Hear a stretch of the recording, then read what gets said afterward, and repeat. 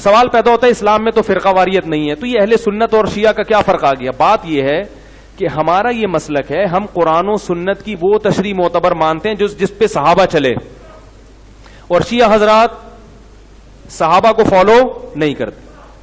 یہ بڑا اختلاف ہے ہمارا اور ان کا. اور صحابہ میں بھی ہم سب سے پہلے کس کو ترجیح دیتے ہیں؟ خلفائے راشدین کو. صحیح بخاری کی حدیث ہے علیکم بسنتی و سنت الخلفاء الراشدین المہدیین، میری اور خلفائے راشدین کی سنت کو لازم پکڑو. ہم حضرت علی سے بھی محبت ایمان کا جز سمجھتے ہیں، ابو بکر عمر عثمان رضی اللہ عنہ سے بھی محبت کو ایمان کا حصہ سمجھتے ہیں، جبکہ شیعہ حضرات میں میجورٹی، سب کی بات نہیں کر رہا، میجورٹی صرف حضرت علی کو مانتی ہے، باقی صحابہ کو نہیں مانتی. حضرت ابو بکر عمر میجورٹی، سب کی بات نہیں کر رہا، بہت سے شیعہ مانتے بھی ہیں، یاد رکھو، سب کو ایک لاٹھی سے ہانکا مت کرو. تو باقی میں کبھی کبھار فیس بک پہ نا میرے پیج پہ لوگ شیعہ کے جو ذاکرین ہیں ان کی اسپیچز شیئر کرتے ہیں، تو جب میں رات کو کبھی جیسے میرا دماغ چلنا شروع ہو گیا نا، تو پھر میں تھوڑی ادھر ادھر کی اسپیچز سنتا ہوں تاکہ میری سوچ دوسری طرف، تو وہ میں پھر جو بھی آ رہا ہے سن لیتا ہوں. کبھی کبھار جناب مولانا الیاس قادری صاحب کی بھی میں پروگرام دیکھتا ہوں کہ آج ان کا نیا کیا آیا ہے، یعنی سمجھ رہے ہیں نا، تو مختلف قسم کی چیزیں آئی ہوئی ہوتی ہیں، تو ایک اچھا سا محسوس سا ہوتا ہے، بس یار مزہ آیا، بس ٹھیک ہے نا.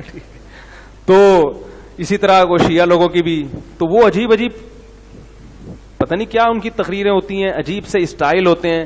تو میں جو شیعہ حضرات میں جو سمجھدار لوگ ہیں ان سے کہتا ہوں، دیکھو کہ آپ کو اپنے مذہبی رہنماؤں میں کوئی سمجھدار آدمی ملے تو اس کو فالو کرو. یہ کیا کن لوگوں کی تقریریں آپ سن رہے ہو؟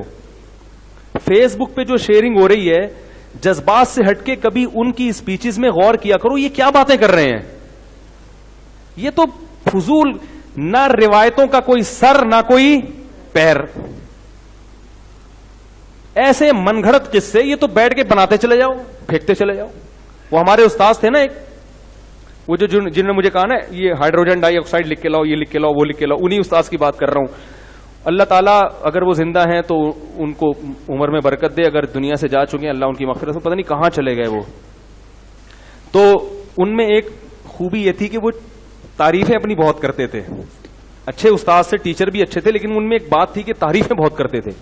تو جب پہلے دن انہوں نے اپنی تعریف کی، ہم نے سنی کہ بھائی ماشاءاللہ بہت اچھے استاد ہیں. اگلے دن آئے، بہت تعریفیں کی. جب ایک ہفتہ ہو گیا ہم نے کہا یہ تو کچھ زیادہ ہی ہو گیا، تو ڈاکٹر عبد القدیر خان کو بھی انہوں نے پیچھے چھوڑ دیا ہے.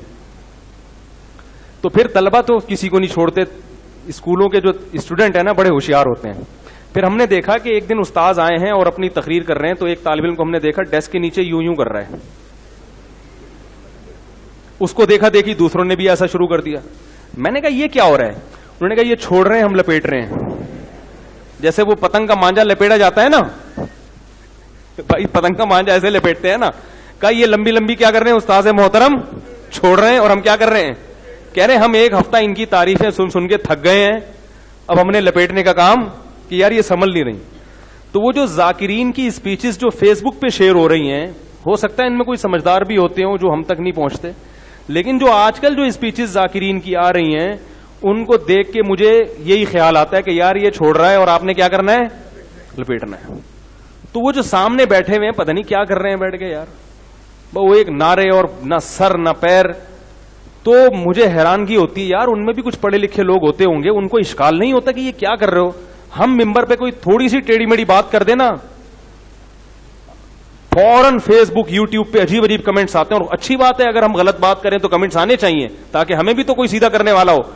لیکن یہ پوری تقریر غلط ہو رہی ہے مگر اس کو پہ کوئی ان کو تنبیہ کرنے والا نہیں ہوتا. ویڈیو کے نیچے سبسکرائب کے بٹن پہ کلک کریں، بیل کے آئیکن پہ کلک کیجئے تاکہ ہر نئی ویڈیو کی نوٹیفیکیشن آپ کو مل جائے.